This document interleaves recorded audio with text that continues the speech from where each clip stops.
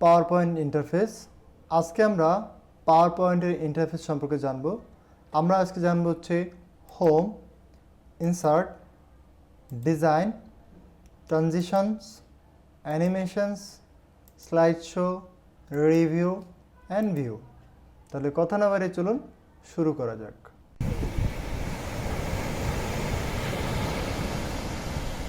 আসসালামু আলাইকুম, আমি শরীফুল ইসলাম, স্টার্ট উইথ শরীফুলের পক্ষ থেকে স্বাগতম। আমরা প্রথমেই পাওয়ার পয়েন্টের ইন্টারফেস সম্পর্কে আলোচনা করছি। সেটা হচ্ছে প্রথমে খেয়াল করেন উপর দিকে লেখা আছে কি পাওয়ার পয়েন্ট ইন্টারফেস। এইটাকে আমরা বলবো হচ্ছে টাইটেল বার, এবং কিছু কিছু কুইক অ্যাক্সেস করার জন্য কিছু কিছু অপশন এখানে দেওয়া আছে। এইটাকে আমরা বলবো হচ্ছে কুইক অ্যাক্সেস টুলবার। যেমন এখানে সেভ করার ফাংশন আছে, আন্ডু করার অপশন আছে। এভাবে চাইলে আপনি অনায়াসে যে কোনো ফাংশন এখানে নিয়ে আসতে পারবেন, তবে তার জন্য আমি আলাদা ইনশাল্লাহ ভিডিও দিব। এরপরে দেখেন এখানে অনেকগুলো রিবন আছে, এগুলোকে বলে হোম রিবন বা ট্যাব, ডিজাইন, ইনসার্ট, বিভিন্ন রিবন বা ট্যাব আছে। তো প্রথমেই আমরা আলোচনা করছি যে ফাইল নিয়ে। সেটা হচ্ছে ফাইল ফাংশনটা কি, যে কোনো কিছু নতুন ফাইল নেওয়া, ওপেন করা, সেভ করা, প্রিন্ট করা, এক্সপোর্ট করা, এই ফাংশনটা হচ্ছে ফাইলে কাজ করা হয়। এরপরে প্রথমে আমরা আলোচনা করব হচ্ছে হোম নিয়ে। হোমে নতুন করে আলোচনা করার কিছু নাই, তারপর আমি বলছি। সেটা হচ্ছে আমরা যারা already MS Word, Excel Access করে ফেলছি, তারা কিন্তু জানি হোমে কী কী কাজ থাকে। কিন্তু তারপরও আমাদের পাওয়ার পয়েন্টে কিছু ভিন্ন কাজ আছে। যেমন ক্লিপবোর্ডের এখানে কাট, কপি, পেস্ট আছে, আমরা অনায়াসে সবাই এটা করতে পারবো।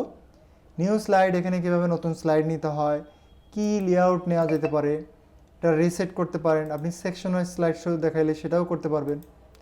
আপনি ফন্ট ছোটো বড়ো করবেন কিনা, কালার করবেন কিনা, প্যারাগ্রাফের সাহায্যে আপনি ডিরেকশন চেঞ্জ করতে পারবেন। এছাড়া আপনি serial number as it is আমাদের এমএস ওয়ার্ডের মতো এখানে করতে পারবেন। এছাড়াও যে জিনিসটা দেখেন, আমার এর প্রত্যেকটা কিন্তু আলাদা আলাদা শেপ। এটার জন্য আপনি হোম থেকে ড্রয়িং ফাংশনের মাধ্যমে এখান থেকে আপনি যে কোনো শেপ নিতে পারবেন, কিংবা ইনসার্ট থেকে আপনি ইলিউশনের মাধ্যমে করতে পারবেন। এরপরে আপনি যদি ফাইন্ড রিপ্লেস করতে চান, এটা অ্যাজ লাইক আমাদের এমএস ওয়ার্ডের মতো সহজে আপনি এখানে সহজ কিছু করতে পারবেন। সিলেকশন প্যানেল ওপেন করে আপনি বিভিন্নভাবে কাজ করতে পারবেন। এই গেল হচ্ছে আমাদের হোম ট্যাব। দেন আমরা প্রেস করবো হচ্ছে ইনসার্ট ট্যাব। ইনসার্টে কি আছে? ইনসার্টে হচ্ছে, ইনসার্ট মানে কি, যোগ করা। যোগ করা বলতে আমরা কি বুঝতেছি, সেটা হচ্ছে কোনো কিছু অ্যাড করা। আমার স্লাইডের ভিতরে দেখেন প্রজাপতি আছে, লেখা আছে, কোনো ডিজাইন আছে, টেক্সট আছে, বিভিন্ন অ্যানিমেশন, বিভিন্ন কিছু আছে। সেই জিনিসগুলার যেগুলো যোগ করতে হবে সেটা হচ্ছে কি নিউ স্লাইড নিতে পারবো আমরা, টেবিল, পিকচার, স্ক্রিনশট, শেপস।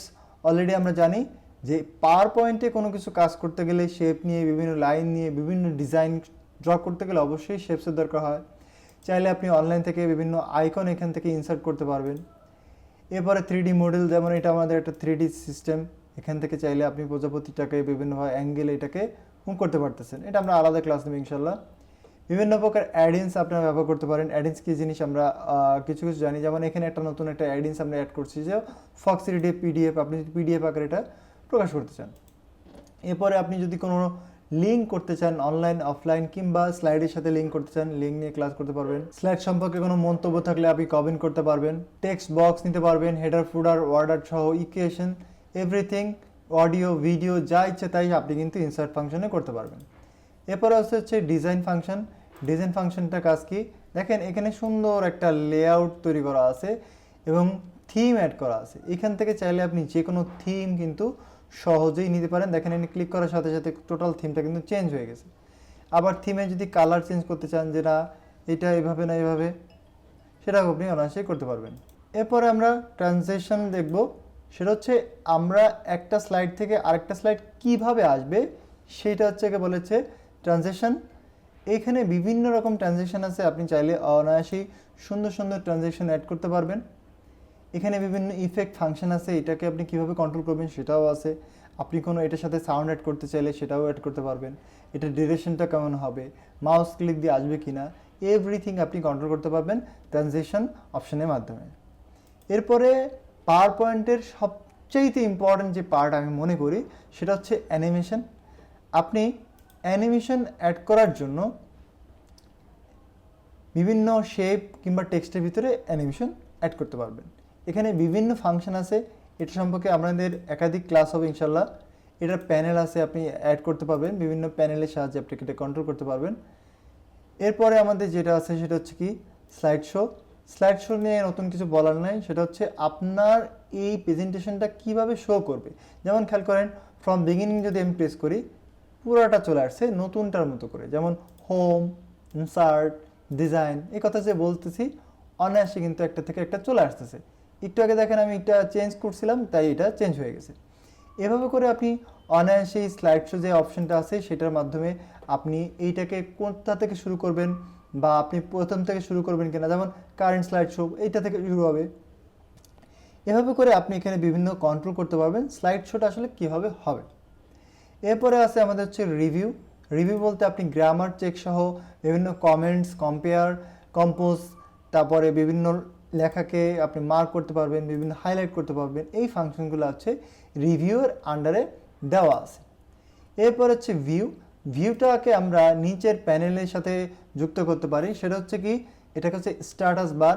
আপনি কোনো নোট অ্যাড করতে চাইলে নোট অ্যাড করতে পারবেন, কমেন্ট করতে পারবেন। এই ভিউটা আসলে কেমন হবে আপনি হোম থেকেও কিন্তু অনায়াসে দেখতে পারবেন, কিংবা চাইলে আপনার যে ফাংশন আছে এই ফাংশনগুলো আপনি ভিউ থেকে চেঞ্জ করতে পারবেন।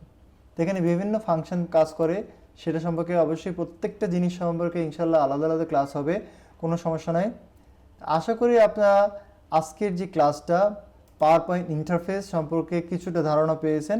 এরপর থেকে ইনশাল্লাহ রেগুলার আমরা পাওয়ার পয়েন্টের যে বেসিক ক্লাসগুলো ইনশাল্লাহ নিব। সেই পর্যন্ত অবশ্যই আমার ক্লাসগুলো রেগুলার দেখবেন। আর আজকে ভিডিও যদি ভালো লেগে থাকে অবশ্যই লাইক করবেন। এই ভিডিও সম্পর্কে কোনো মতামত থাকলে সেটা আমাদের জানাবেন।